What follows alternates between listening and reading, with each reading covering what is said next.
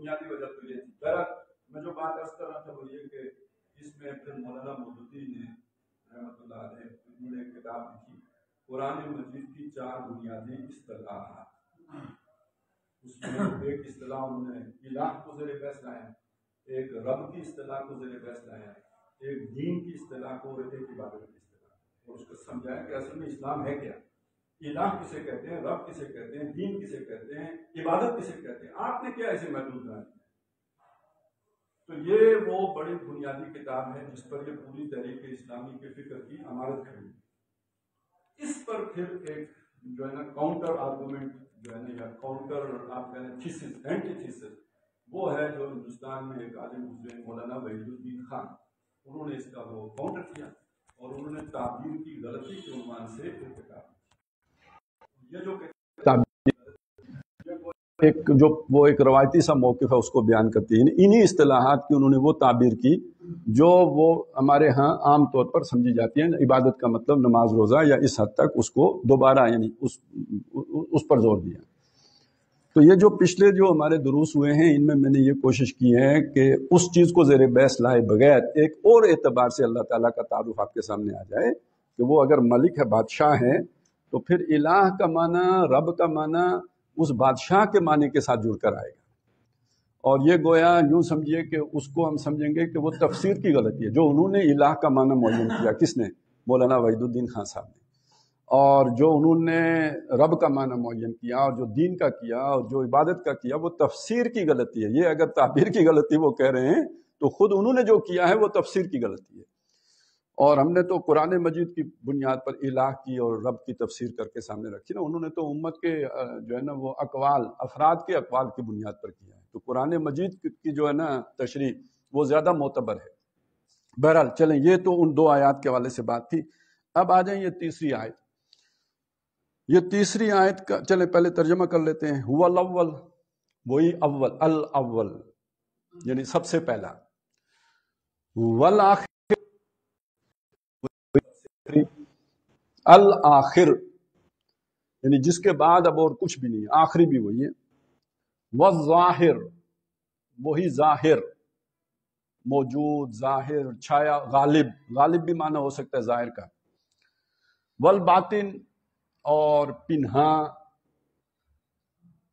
چھپا ہوا. ظاہر کے مقابلے میں اس کا بالکل جو اینٹی جو لفظ ہوگا متضاد, تو وہ الباطن ہوگا. یعنی ایک ظاہر ہے بالکل, اور دوسرا یہ ہے کہ بالکل چھپا ہوا ہے, ظاہر ہے نہیں. یہ اللہ تعالیٰ کی صفات ہیں, یہ بھی ہیں صفات. جیسے الملک صفت ہے تو یہ بھی اللہ تعالیٰ کی صفت ہے, اور یہ بھی صفات ہیں اس کی. اور آخر میں آیا وَهُوَ بِكُلِّ شَيْءٍ عَلِيمٌ, اور اسے ہر شے کا علم ہے, ہر شے کا بارے میں وہ باخبر ہے, اسے معلوم ہے.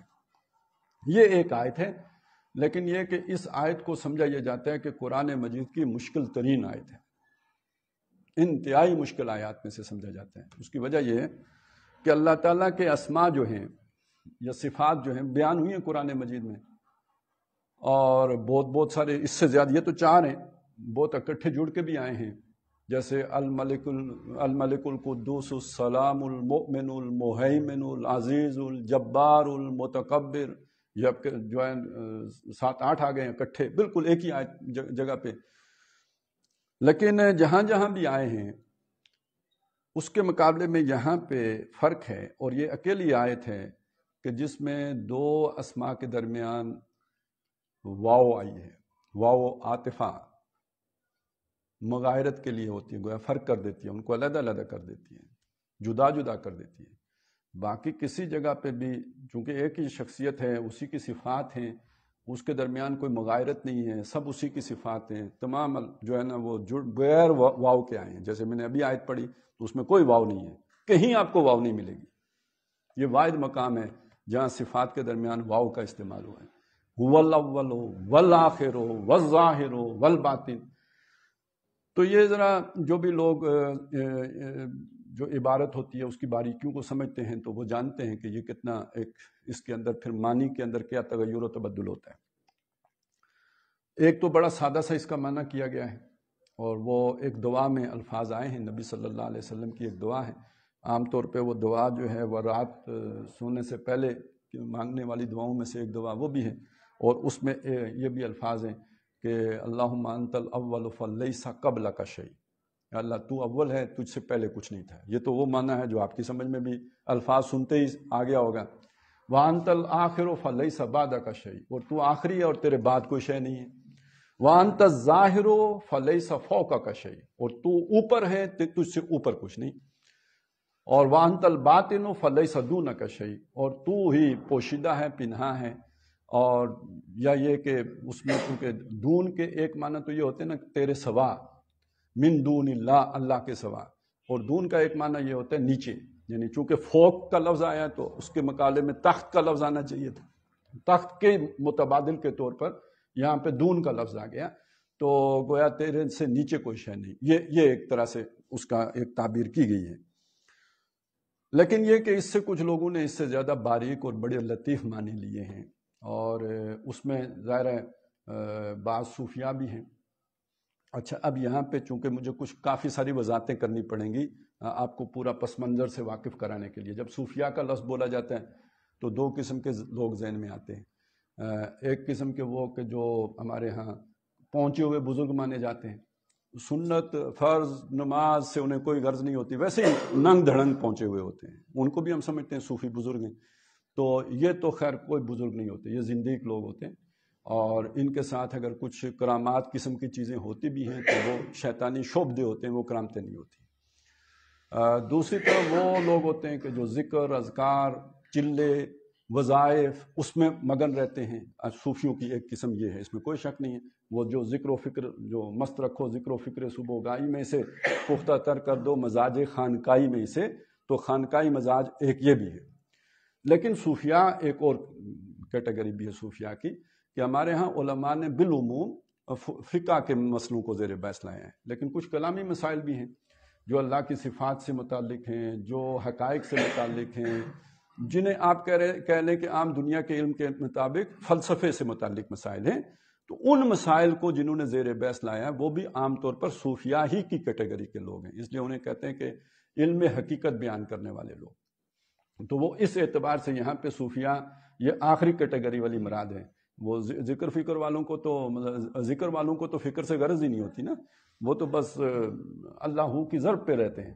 تو یہاں وہ والے صوفیاء مراد نہیں ہیں، بلکہ وہ والے صوفیاء مراد ہیں کہ جو جسے ہم علم کلام کہتے ہیں، یا آپ اسے کہہ لیں کہ جو فلسفے کے بنیادی سوالات ہیں جنہوں نے ان کے جواب دینے کی کوشش کی ہے. تو اس سے ایک مسئلہ انہوں نے اخذ کیا ہے. میں مسئلے کا لفظ استعمال کر رہا ہوں، لیکن یوں کہہ لیجئے کہ کچھ ایک بڑا اعتراض ہے جس کا انہوں نے اس آیت کے ذریعے سے جواب دینے کی کوشش کی ہے، اور وہ فلسفے کا اعتراض ہے بنیادی طور پر.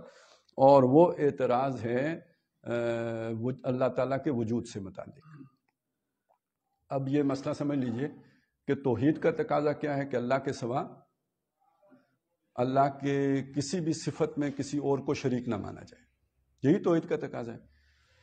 تو اب اعتراض یہ کیا گیا کہ اللہ کا وجود ہے. جی اللہ کا وجود ہے. اللہ کی تمام صفات جیسے لامحدود ہیں تو اللہ کا وجود بھی لامحدود ہے. تو کائنات کا بھی وجود ہے. جی کائنات کا بھی وجود ہے. تو کائنات سے اللہ تعالیٰ علیحدہ ہیں، تو پھر اس کا مطلب یہ ہے کہ یہ ایک باؤنڈری تو قائم ہو گئی ہے نا جہاں اللہ کا وجود نہیں ہے. تو اللہ کا وجود پھر لامحدود کیسے رہا؟ ایک منطقی سوال ہے. سمجھ آیا؟ اب اس کا ایک جواب ہے. ویسے یہ جو مسئلہ ہے یہ ہے فلسفے کا مسئلہ، اسے کہتے ہیں ربط حادث بالقدیم. کائنات کو مانا جاتا ہے ایکسیڈنٹل. ایکسیڈنٹ کا مطلب وہ نہیں ہوتا جو ہماری گاڑیوں کا ایکسیڈنٹ ہو جاتا ہے. ایکسیڈنٹل کا مطلب یہ ہوتا ہے جو ہمیشہ سے شے نہیں تھی. فلسفے میں ایک اصطلاح ہے قدیم، جو شے ہمیشہ سے نہیں تھی ایک وقت میں وجود میں آئی ہے، اسے وجود حادث مانا جائے گا. اور وہ وجود جو ہمیشہ سے چلا آ رہا ہے اسے وجود قدیم مانا جائے گا. اب قدیم وجود تو ایک ہی ہے، وہ اللہ کا وجود ہے. اور یہ کائنات کا وجود، ظاہر ہے کائنات ہمیشہ سے نہیں تھی، ایک وقت میں وجود میں آئی ہے، تو یہ حادث وجود ہے. تو اس حادث کے ساتھ قدیم کا ربط کیا ہے؟ ان کا آپس میں جوڑ کے ربط حادث بالقدیم، یہ ایک مسئلہ ہے. تو اب اس مسئلے کا کچھ لوگوں نے حل پیش کیا تھا. یہ کوئی نیا مسئلہ نہیں تھا اور نیا حل بھی نہیں ہے. مسئلہ یہ بہت قدیم ہے، جب سے فلسفہ ہے تب سے یہ مسئلہ ہے. عام طور پہ جب فلسفے کا ذکر آتا ہے تو ہم سمجھتے ہیں کہ فلسفہ تو یونان میں ہی پروان چڑھا. یہ بالکل بہت غلط خیال ہے. چونکہ ہمارا موجودہ علم جو ہے یہ زیادہ تر مغرب سے آیا ہے، تو مغرب میں جو علم کا جو مرکز رہا ہے وہ یونان رہا ہے، تو انہوں نے اسی کو خوب پروموٹ کیا ہے۔ حقیقت یہ ہے کہ تاریخ انسانی کے اعتبار سے فلسفے کا اگر کوئی قدیم ترین گڑھ رہا ہے تو وہ ایک مصر بھی رہا ہے، ایران بھی رہا ہے اور ہندوستان بھی ہے۔ تو ہندوستان میں اس مسئلے کو جو حل کیا گیا وہ اس طرح حل کیا گیا، یہی ربط حادث بالقدیم کا، کہ اس میں دو فلسفے گڑھے گئے۔ ایک فلسفہ ہے حلول کا فلسفہ۔ حلول کا فلسفہ کیا ہے؟ حل ہو جانا، یعنی جیسے کوئی شے کسی چیز میں حل ہو جاتی ہے، جیسے چینی پانی میں حل ہو جاتی ہے، ایک صورت یہ ہے، اور دوسری صورت یہ ہے جیسے کسی شے کا کسی دوسری شے میں بدل جانا، جیسے برف پانی میں بدل جاتی ہے یا پانی برف میں بدل جاتے ہیں۔ تو انہوں نے یہ کہا کہ وہ جو قدیم تھا وہ کائنات کی صورت میں ظاہر ہو گیا، یعنی باطن تھا تو اب ظاہر، یہ جو کچھ بھی موجودات ہے یہ وہی ہے۔ آپ نے اگر نام سنا ہو ہما اوست، تو ہما اوست کیا ہے؟ ہما یعنی یہ سب کچھ، یعنی جو کچھ ہمیں نظر، کون و مکان، آسمان و زمین، پوری کائنات، یہ ہما ہے۔ او وہ، است ہے، یہ سب وہ ہے، یعنی یہ جتنا حادث وجود ہے یہ اس قدیم وجود کی نئی شکل ہے۔ یعنی آپ افراد کے اعتبار سے اس بات سے واقف ہوں، ایک اوتار کا فلسفہ ہے کہ جو کسی آدمی میں اللہ کا جو ہے نا وجود ظاہر ہو جانا، جیسے حضرت مسیح علیہ السلام کے بارے میں بھی کچھ لوگوں نے یہ خیال ظاہر کیا ہے کہ مسیح ابن مریم ہی اللہ ہے۔ اب یہ اوتار کا فلسفہ، یہ ہندوؤں میں پہلے سے تھا، یہ تو مسیحت سے بھی پہلے سے ہندوؤں میں یہ اوتار کا فلسفہ موجود ہے۔ ایک یہ ہے کہ اللہ تعالیٰ کا کائنات میں ظاہر ہو جانا، اس کو کہتے ہیں ہماؤست، ہماؤست، پینتھزم اسے انگریزی میں کہتے ہیں۔ تو یہ ایک فلسفہ ہندوؤں میں ہے۔ اس کے مقابلے میں ہمارے ہاں جو اچھا یہ بھی ویسے میرا خیال ہے یورپی ہی تھے، ابن عربی کا نام اگر آپ نے سنا ہو، اب مجھے صحیح شاید یونانی سے تعلق تھا یا کیا، بہرحال یہ تھے ذرا اسی سائڈ سے، بلکہ ابھی تو ڈرامے میں بھی ان کا کہیں آتا ہے نا، وہ جو آج کل کا معروف و مشہور ڈرامہ ہے ارطغرل غازی جو ہے، تو اس میں بھی ان کا ذکر آتا ہے، بلکہ ان کا کریکٹر جو ہے وہ رکھا گیا ہے، لیکن ظاہر ہے وہ کوئی فلاسفیکل کریکٹر شاید نہ ہو اس میں نے تو ویسے الحمدللہ کوئی قسط نہیں دیکھی ہے، کوئی اس کا مطلب کوئی جھلک نہیں دیکھ سکا میں، تو سنا ہے کہ وہ ان کا بھی ذکر آتا ہے۔ تو یہ انہوں نے پھر اس کو ایک وحدت الوجود کی نام دیا، وحدت الوجود کا۔ اچھا وحدت الوجود کا مطلب کیا؟ وجود کی وحدت۔ اچھا اب جب وہ وحدت الوجود کا انہوں نے فلسفہ پیش کیا، جو بھی وہ تھا، تو وہ بنیادی طور پر اس سے بہت سے لوگوں کو غلط فہمی پیدا ہوئی اور انہوں نے اسے ہماؤست سمجھا۔ جب انہوں نے ہماؤست سمجھا تو اب بہت بڑے شیخ ہیں تصوف کے، تو گویا وہ مشرک قرار دیے گئے، آج بھی بہت سے لوگ انہیں مشرک قرار دیتے ہیں۔ تو پھر اس پر مجدد الفسانی جو شیخ احمد سرہندی، انہوں نے وحدت الشہود کا نظریہ پیش کیا۔ تھوڑا سا فرق ہے دونوں کا، لیکن یہ کہ بات وہی سمجھانے کی کوشش کی۔ بہرحال اس کے پیچھے جو ان کے سمجھانے کا مقصد، یعنی یوں سمجھیے کہ بنیادی فرق ہے ہماؤست اور وحدت الوجود کا، وہ سمجھ لیجئے وہ کیا ہے۔ ہماؤست میں نے آپ کو بتا دیا کہ جیسے برف پانی میں بدل گئی یا جیسے پانی برف میں بدل جائے، تو گویا وہ ذات قدیم اس حادث وجود کے اندر سما گئی، اس کے اندر آ گئی۔ جبکہ اس کے مقابلے میں جو وحدت الوجود ہے وہ کیا ہے؟ وہ یہ ہے کہ اصل وجود تو اللہ کا ہے، الظاہر الباطن، اصل وجود تو اس کا ہے۔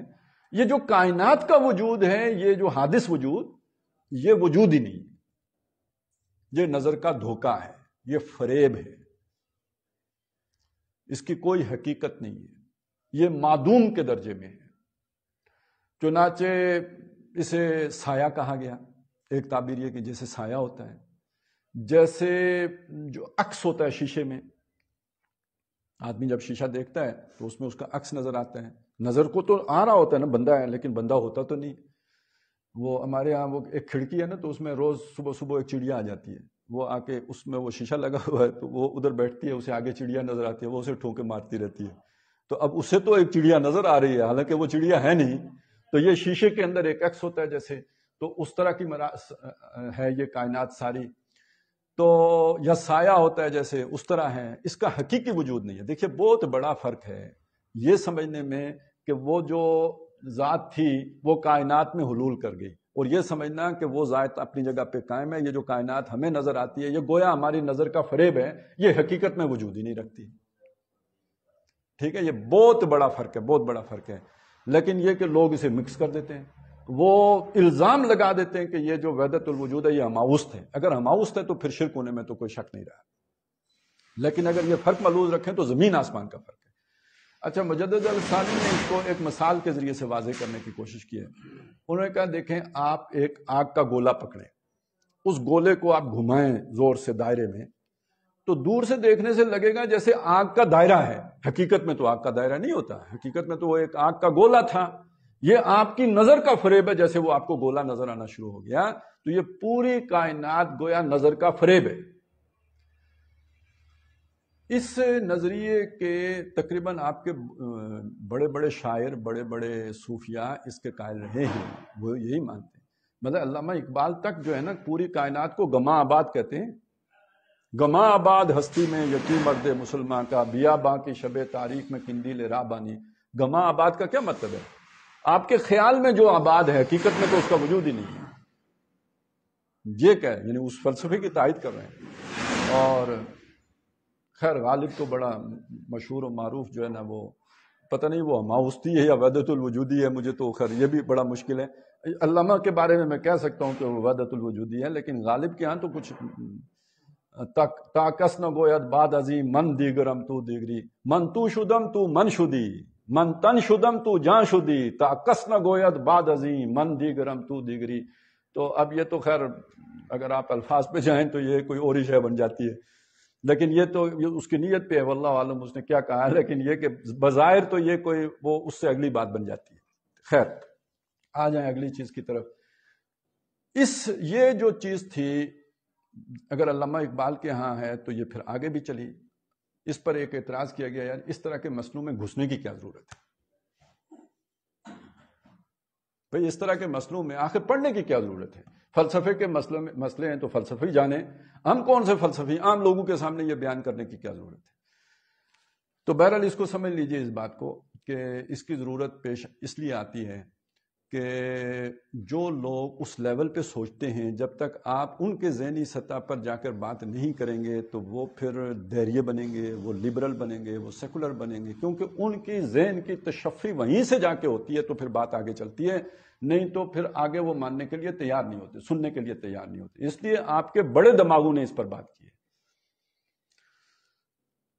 ڈاکٹر اسرار احمد جو ہمارے استاذ ہیں وہ بھی اس رائے کے حامل تھے وحدت الوجود کے، وہ بھی اس حد تک قائل رہے ہیں، انہوں نے اس پر بڑی تفصیل سے بات کی ہے، اس پر بھی بات کی ہے، لہذا ان پر بھی وہی اعتراض ہوتا ہے۔ ہمارے ہاں بعض لوگ ہیں جو شاہ ولی اللہ کو بھی اسی بنیاد پر مشرک کہتے ہیں، مجدد الثانی کو بھی اسی بنیاد پر مشرک کرتے ہیں، اور پھر ظاہر ہے اگر وہ مشرک ہیں تو ہما شما تو بدرجہ یا تم مشرک ہو جائیں گے۔ یہ ایک ہے ہمارے ہاں فتویٰ بازی کا معاملہ۔ اچھا وہ کیا دلیل پیش کرتے ہیں؟ وہ یہ کہتے ہیں، پہلا فرق تو یہ کہتے ہیں کہ یہ علمی مسئلہ نہیں ہے، یہ عقیدے کا مسئلہ ہے۔ جو مشرک قرار دیتے ہیں نا، وہ کہتے ہیں یہ عقیدے کا مسئلہ ہے، اور یہ عقیدے میں خرابی ہے، لہذا یہ شرک ہے۔ جیسے میں آپ کو بتا چکا، ڈاکٹر صاحب ان لوگوں کی رائے ہے کہ یہ عقیدے کا مسئلہ نہیں ہے، یہ ایک علمی مسئلہ ہے، یہ فلسفے کا مسئلہ ہے۔ بنیادی طور پر سوال فلسفے کا ہے، منطق کا ہے، یہ عقیدے سے متعلق ہے نہیں، لیکن یہ کہ بہرحال ان کی رائے یہ بنی ہے، اس کے پیچھے کیا مغالطہ ہے وہ بھی میں عرض کروں گا۔ اب میں چاہتا ہوں کہ میں ایک اور انداز سے یہ بات آپ کے سامنے رکھ دوں کہ اس کے پیچھے اصل میں یہ گڑبڑ ہوتی کیسے ہے، لیکن ان کا میں اعتراض آپ کے سامنے رکھوں کہ اپنی جگہ پہ ویلڈ اعتراض ہے۔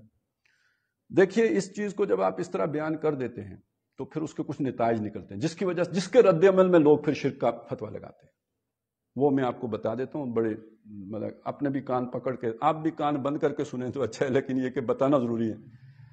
آپ کو پتہ ہے یہ جو اکبر نے دین اکبری بنایا تھا،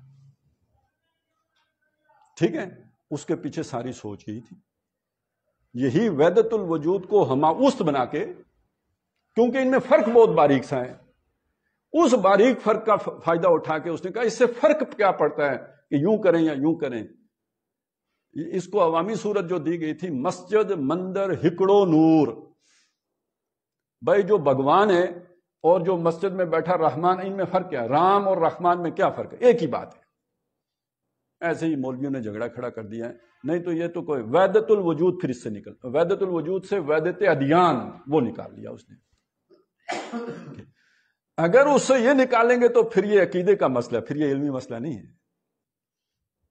سمجھ آ گئی نا بات؟ پھر یہ علمی مسئلہ نہیں ہے، پھر یہ عقیدے کا مسئلہ ہے. اچھا اسی طرح آگے چلیے. یہی نہیں، اب یہ بات ذرا میں بہت ہی ڈرتے لیکن ظاہر ہے ایک چیز کا ابلاغ کرنا ہوتا ہے، سمجھانا ہوتا ہے، تو اس کے بغیر بات سمجھائی نہیں جا سکتی. دہلی میں جو، یا لکھنؤ کی بات ہے میں یہ بھول رہا ہوں، لیکن بہرحال انہی بڑے شہروں کی بات ہے. وہاں پہ جو تھا نا بازار، خاص بازار، ریڈ لائٹ ایریا جو تھا، تو وہاں پہ جو ہوتی تھیں عورتیں، وہ کسی صوفی بزرگ کی مریدنیاں تھیں. یہ والی مریدنی کا سلسلہ بھی نیا نہیں ہے، یہ جو ہمارے پاکستان میں اب ہوا، یہ پہلے بھی اسی طرح صوفی صاحب کے مرید اس طرح کے ہوتے رہے ہیں. تو وہ جو مریدنیاں تھیں، وہ جب صوفی بزرگ جیسے وہ ہوتے ہیں نا سال میں ایک آدھ دفعہ گشت کرنے کے لیے علاقے میں آتے ہیں، تو سارے مرید جمع ہوتے ہیں. تو وہ کوئی بزرگ آئے اور انہوں نے، بہت نامی گرامی بزرگ تھے، میں نام نہیں لے رہا ہوں، وہ آئے تو وہاں پہ ساری طوائفیں آئیں، ایک نہیں آئی. انہوں نے پوچھا وہ کیوں نہیں آئی؟ تو انہیں بتایا گیا کہ وہ اس لیے نہیں آئی کہ وہ کہتی ہے کہ میرا دھندا ایسا ہے، میرا منہ نہیں ہے کہ میں حضرت جی کے سامنے جاؤں. انہوں نے بطور خاص بلایا، انہوں نے کہا آؤ. وہ آ گئی. جب وہ آئی تو انہوں نے پوچھا بھائی کیوں نہیں آئی تھی؟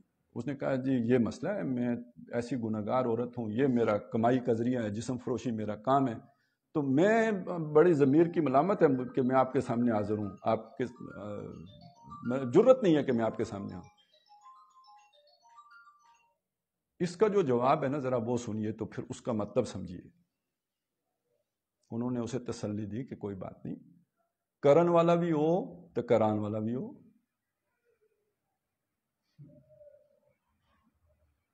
نہیں سمجھے؟ دیکھیں لاجک سمجھیں. اگر وحدت الوجود ہے، وجود سب ایک ہے، تو جو چور چوری کر رہا ہے وہ کون ہے؟ اور جو شے چورا رہا ہے وہ شے کون ہے؟ تو پھر تو کیا مسئلہ ہو گیا؟ کرن والا بھی ہو کران والا بھی ہو. تو اب اگر وحدت الوجود سے یہ چیزیں نکلیں گی تو مجھے بتائیں نا، یہ پھر عقیدے کا مسئلہ ہو گیا یا نہیں ہو گیا؟ اور یہ گمراہی کی جڑ بن گئی یا نہیں بن گئی؟ لہذا جنہوں نے یہ نتائج دیکھے تو انہوں نے تو پھر فتویٰ ٹھوکنا تھا نا، اور ٹھیک ٹھوکنا تھا.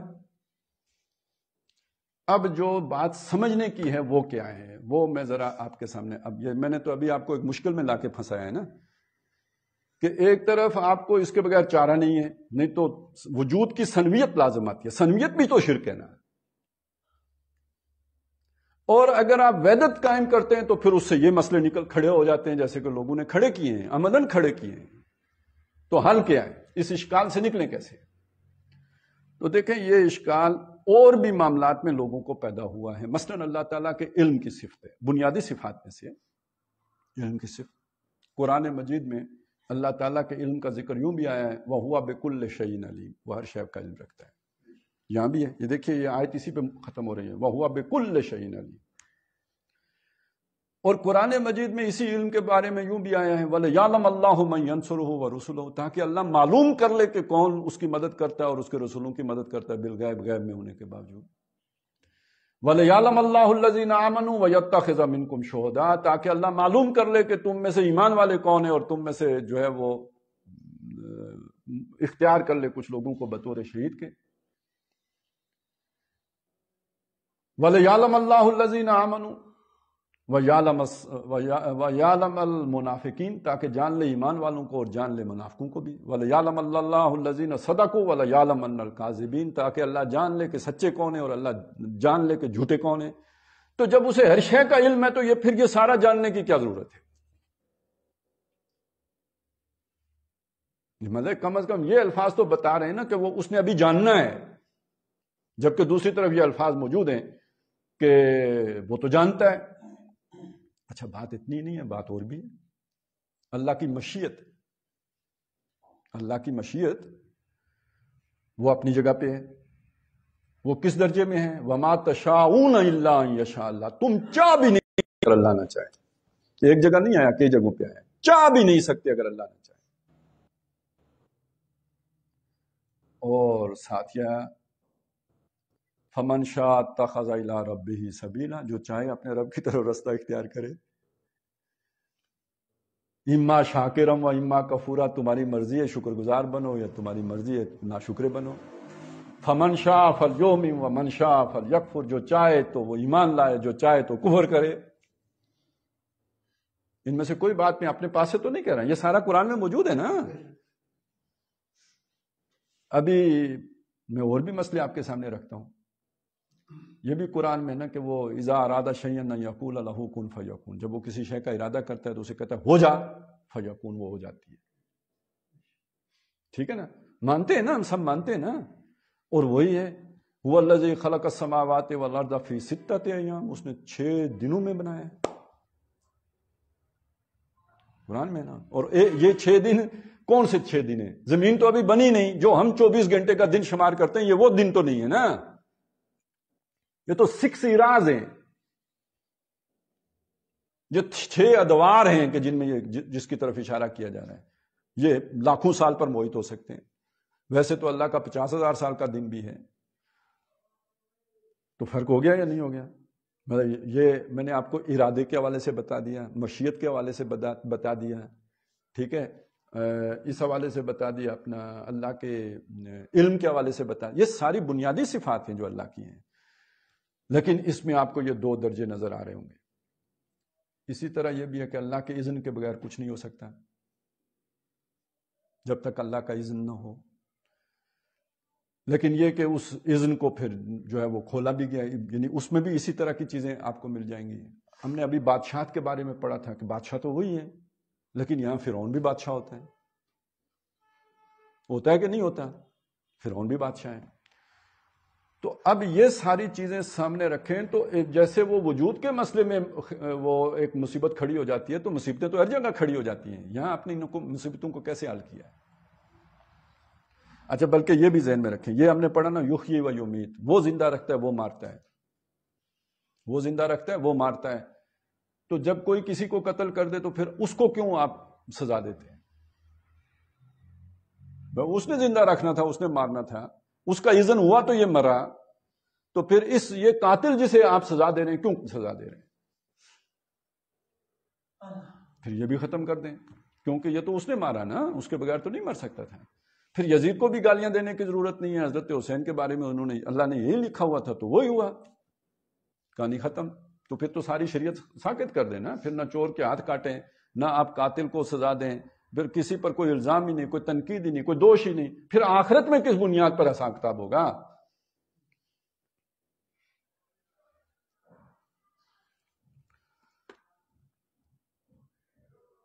تو اب میں آپ کے سامنے ایک چیز رکھتا ہوں کہ یہ سارے پریشانی سے بڑی آسانی سے آپ نکل جائیں گے۔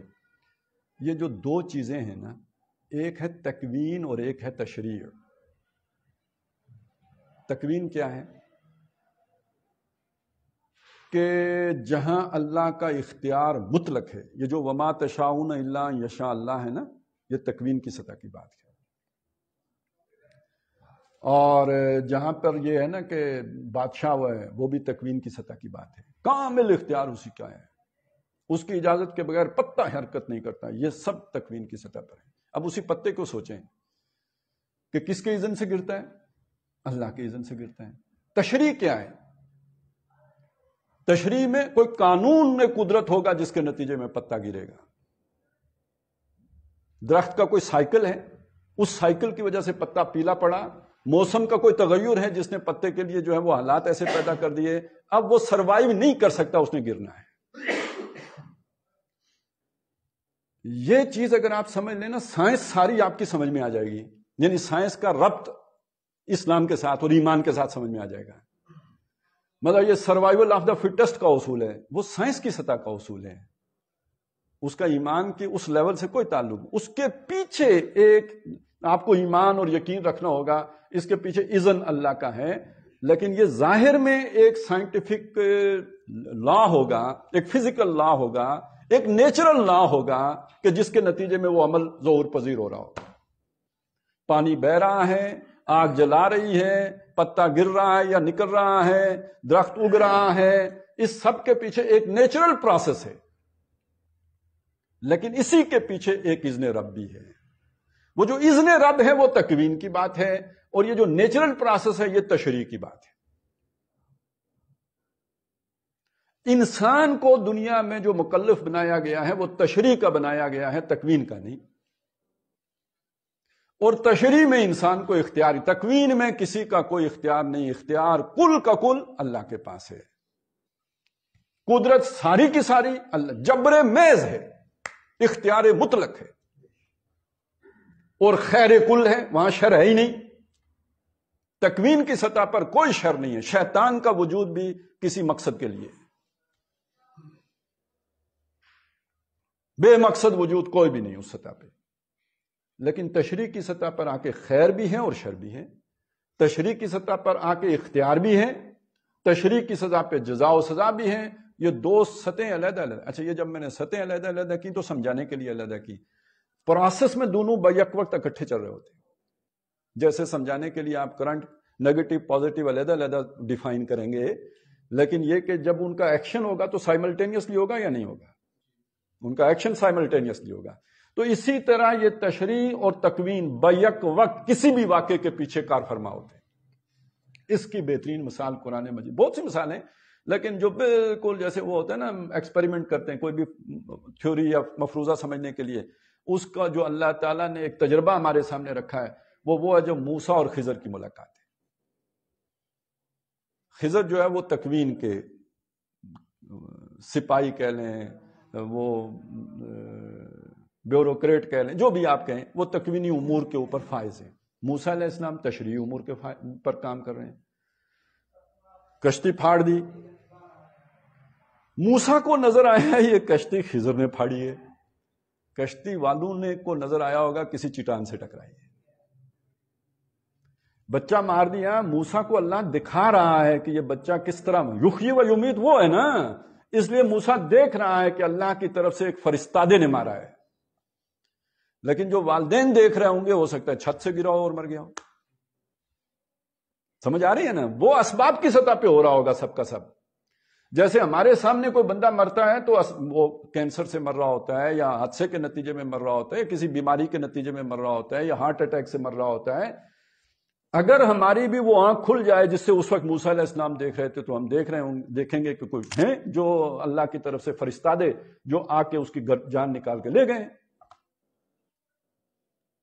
سمجھ آ گئی نا بات کی؟ اب وہ دیوار سیدھی ہو گئی، وہ ہمارے اعتبار سے اگر دیکھیں گے تو وہ ہو سکتا ہے وہاں پہ کوئی ایسا جو ہے نا کوئی زلزلہ آیا ہو، اس نے سیدھی کر دی ہو، کچھ ہوا ہو، لیکن اس کا کوئی نہ کوئی سبب ضرور ہوگا۔ موسیٰ علیہ السلام دیکھ رہے ہیں نہیں سبب تو کوئی نہیں، یہ تو یہ خضر نے سیدھی کی ہے۔ تو وہ ایک واقع جو 3 واقعے وہاں آئے موسیٰ اور ان کے ملاقات کے، اس کے اندر سارا سبق موجود ہے۔ اچھا، ساری رہنمائی اور ہدایت موجود ہے کہ ہمیں ریئیکٹ کیسے کرنا ہے۔ کہ ایک کام ہوتا ہے، کوئی شیطان کر رہا ہے، کوئی جبار کر رہا ہے، کوئی کر رہا ہے، کوئی کر رہا ہے، لیکن اس کام کے پیچھے اذن کس کا ہوتا ہے؟ یہ ہم مانیں گے، یہ علیحدہ سے مانیں گے، لیکن ہم ایکٹ کیسے کریں گے؟ جیسے موسیٰ علیہ السلام کیوں مارا، کیوں توڑا؟ ٹھیک ہے نا؟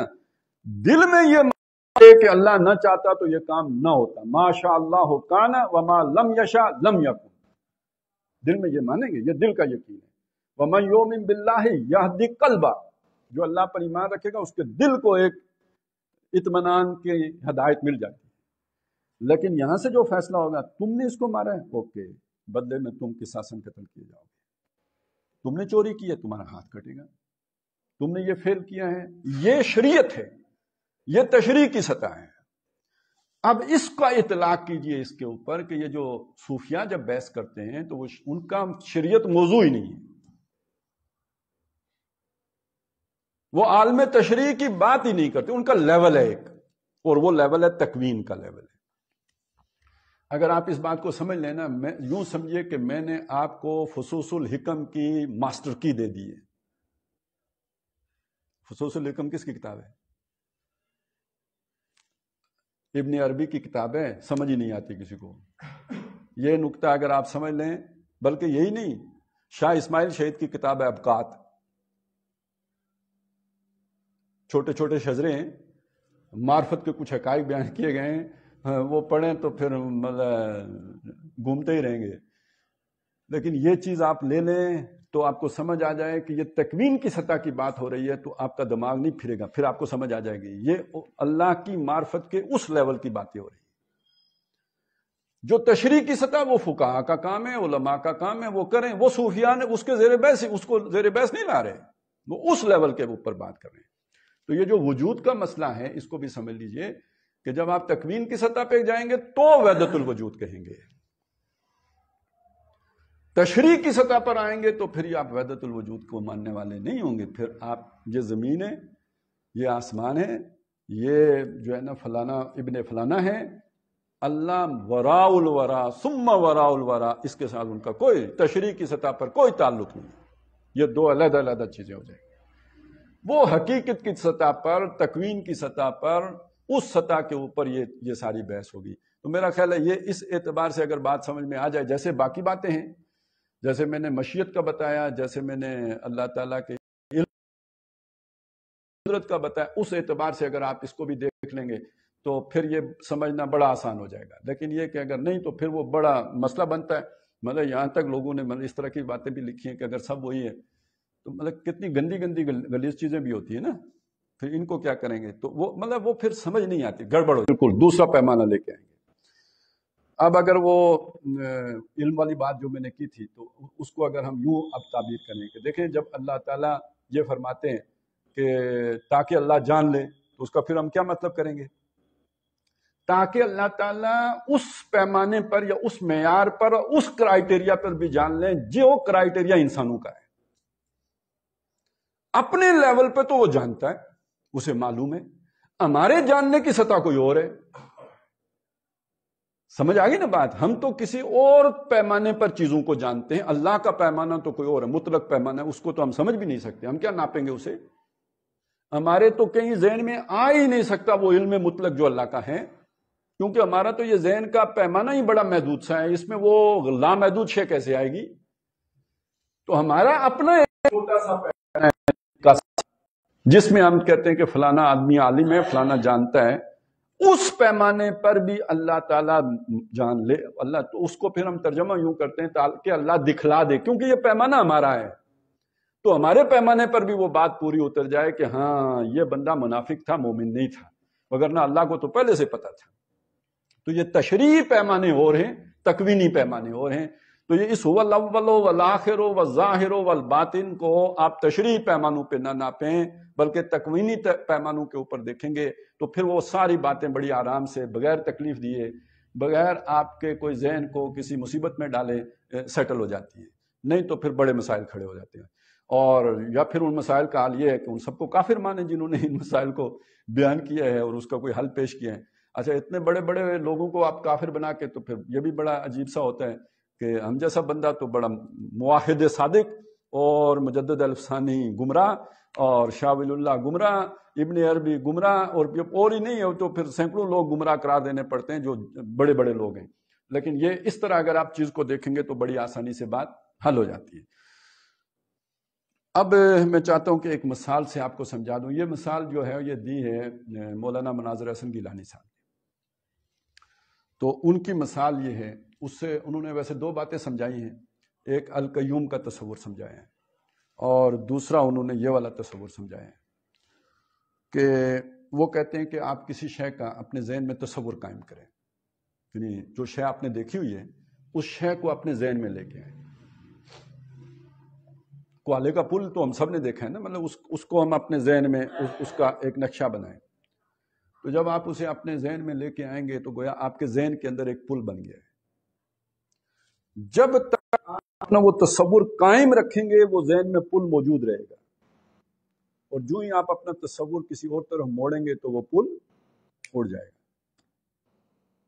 ٹھیک ہے، تو یہ پوری کائنات گویا اللہ کا تصور ہے، اس نے اس کو قائم رکھا ہوا ہے. الحی القیوم، وہ خود تو زندہ ہی ہے اور اس نے اسے قائم رکھا، اسی لیے اسے نیند نہیں آتی. لا تاخذہ سنۃ ولا نوم، اس کی نیند کا مطلب ہے یہ سب اڑ جائے گا، کچھ بھی نہیں باقی بچے گا. یہ قیوم کا معنی اس مثال کے ذریعے سے انہوں نے سمجھایا. اب دوسری بات سوچیں کہ یہ جو اس طرح تصور میں جو چیز لے کے آئیں گے، اس کا اول کون ہے، اس کا آخر کون ہے، اس کا ظاہر کون ہے، اس کا باطن کون ہے؟ وہی ہے نا جس نے وہ تصور قائم کیا ہوا ہے. تو یہ بڑی اس مثال کے ذریعے سے هو الاول والآخر والظاہر والباطن والی یہ جو چیز ہے یہ بڑی آسانی سے سمجھ میں آ جاتی ہے. اب میں ایک آخری بات عرض کر دوں اور اس کے بعد پھر ہم یہ محفل ختم کر دیں گے. آخری بات یہ ہے کہ قرآن مجید میں آپ نے یہ چیز دیکھی ہے کہ دو طرح کی آیات کا ذکر ہے، متشابہات بھی اور محکمات بھی. متشابہات کے بارے میں آیا ہے کہ یہ جو ہے نا ان کے ایک سے زیادہ معنی ہیں. محکمات ہیں وہ ام الکتاب ہے، یعنی وہ بالکل ان کے معنی ڈٹرمنٹ ہیں، متعین ہیں، ان میں کوئی عدل بدل ردل ادھر ادھر ان کو پھیرا نہیں جا سکتا. تو متشابہات بھی ہیں جن پر لوگ پھر طرح طرح کی باتیں کرتے ہیں، ان میں گھستے ہیں، ان کے غلط معنی نکالتے ہیں، انہی کے ذریعے سے خود بھی گمراہ ہوتے ہیں، دوسروں کو بھی گمراہ کرتے ہیں. اب سوال پیدا ہوتا ہے کہ پھر یہ متشابہات اللہ نے بیان ہی کیوں کی؟ جینین سوال ہے نا کہ کیوں کیے بیان؟ تو یہ سمجھ لیجئے کہ کچھ وہ حقائق ہیں جو ہم سمجھ سکتے ہیں، جو ہمارے تجربے میں آتے ہیں، اس کے لیے تو محکم بات کی جا سکتی ہے. نماز پڑھنی ہے تو محکم بات ہوگی نا، 4 رکعتیں ہیں، یہ اس کی شیپ ہے، ان میں یہ پڑھنا ہے، یہ اس کا طریقہ ہے. تو یہ تو ایک پریکٹیکل چیز ہے نا، اس کے لیے محکم بات ہے. روزہ رکھنا ہے، یہ ایک شے ہے، آپ کو بتا دی گئی. اچھا یہ درخت ہے، پریکٹیکل چیز ہے. یہ آسمان زمین، یہ پریکٹیکل چیزیں ہیں. یہ سب جو انسان کے مشاہدے میں آ سکتی ہیں، ان سے متعلق جو بات ہوگی وہ محکم بات ہے. اب جو مشاہدے میں نہیں آ سکتی انہیں کیسے سمجھائیں گے؟ اللہ کی ذات ہے، کیسے سمجھائیں گے؟ لیکن کوئی نہ کچھ تو سمجھانا ہے نا، کوئی تصور تو دینا ہے نا. آخرت کا فرشتے کا تصور ہے، کچھ نہ کچھ تو بتانا ہے نا. قبر کے بارے میں معلومات ہیں، کچھ نہ کچھ تو بتانا ہے. جنت کا ذکر ہے، دوزخ کا ذکر ہے. بالکل نہیں بتائیں گے تو کیسے سمجھ میں آئے گا؟ اور اگر بتائیں گے تو کیسے بتائیں گے؟ کیونکہ آپ وہ تو کوئی اس طرح کی پریکٹس میں آنے والی چیز نہیں ہے. تو وہ مثالوں سے بتائیں گے، وہ جو بھی الفاظ استعمال کریں گے ان الفاظ کے ایک سے زیادہ معنی ہو سکتے ہیں، بن سکتے ہیں. یعنی یہ بالکل ہمارے تجربے کی بات ہے. مجھے اپنا یاد ہے کہ جب ہم چھوٹے تھے، وہ جو لوگ کراچی جاتے وہ آ کے سمندر کا جو نقشہ پیش کرتے، پھر کہتے یہ کراچی سے سمندر اونچا ہے. پتہ نہیں آپ نے بھی یہ کہانی سنی ہوئی ہے یا نہیں سنی ہوئی. پھر بتاتے یوں موجیں آتی ہیں اور قریب آ کے تو بالکل جناب بیٹھ جاتی ہیں. تو ایک نقشہ بن گیا. اور وہ نقشہ پتہ ہے کیسے تھا؟ جیسے یہ دیوار کھڑی ہے تو اس طرح سمندر جو ہے نا کراچی سے اونچا ہے، جیسے یہ دیوار اس فرش سے اونچی ہے اس طرح سمندر اونچا ہے. وہ ادھر سے لہریں اٹھ کے آتی ہیں اور یہاں آ کے بیٹھ جاتی ہیں. یہی نقشہ بنا تھا.